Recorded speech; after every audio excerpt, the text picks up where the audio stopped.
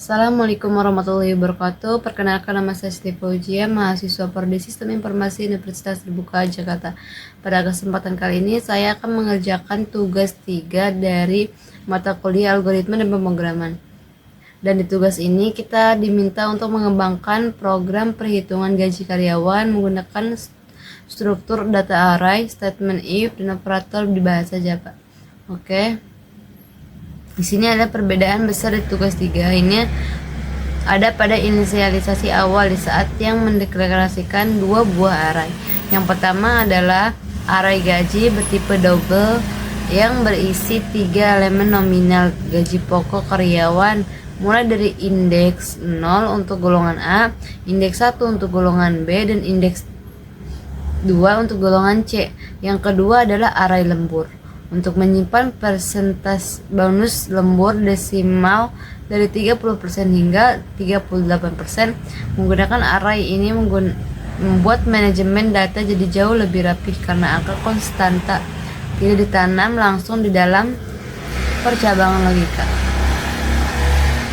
Sekarang kita bahas alur logikanya. Untuk menentukan gaji pokok, program menggunakan statement if, else bertingkat, dan operator relasional ganda atau summing. Ketika pengguna menginputkan golongan A, program menggunakan operator relasional untuk mencocokkan data.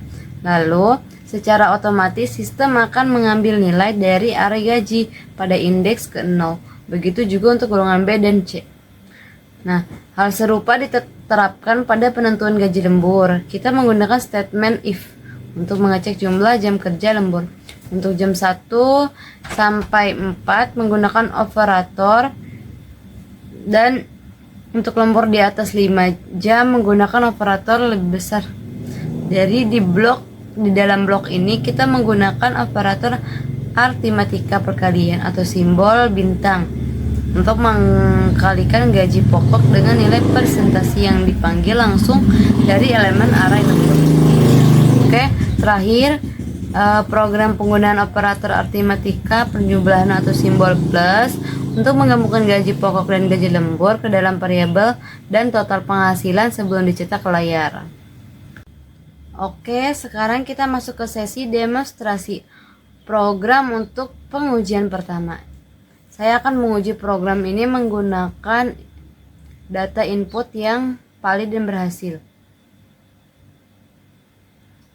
Saya jalankan programnya.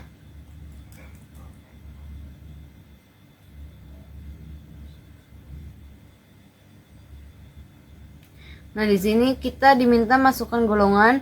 Saya ketik golongan A. Untuk jumlah jam lembur saya masukkan 6 jam. Ketika di enter, kita bisa lihat layar terminal program berhasil mengeksekusi dengan sangat lancar. Sistem secara akurat mengambil data gaji pokok golongan A dari array indeks ke-0 sebesar 5 juta rupiah, lalu menghitung bonus lembur menggunakan persentase dari array indeks ke-4, yaitu sebesar 38%, yang menghasilkan nominal 19 juta rupiah. Hasil akhir total gaji digabungkan dengan benar menjadi 6,9 juta rupiah tanpa ada kesalahan logika matematika. Selanjutnya kita masuk ke pengujian kedua. Di tag ini saya akan menguji bagaimana sistem keamanan program menangani kesalahan input data dari pengguna atau data tidak valid. Saya run ulang codingannya. Di terminal, ketika diminta masukkan golongan karyawan, saya sengaja mengetik golongan D, yang mana golongan D ini tidak ada di dalam kriteria perusahaan. Lalu untuk jam lembur saya masukkan 2 jam.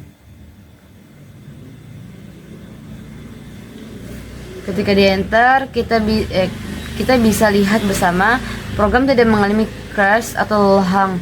Sistem validasi kita langsung mendeteksi lewat blok else terakhir dan mencetak pesan peringatan, yaitu golongan tidak valid.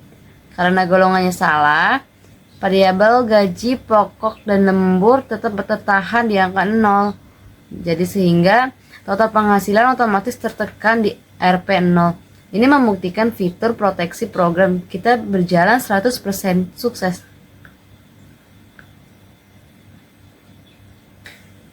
Terakhir, kita masukkan ke pengujian ketiga untuk memastikan program bisa memproses data normal dengan baik setelah menerima input dan error sebelumnya.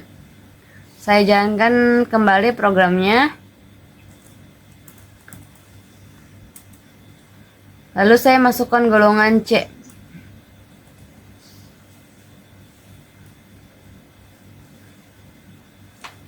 Dengan waktu lembur selama 3 jam.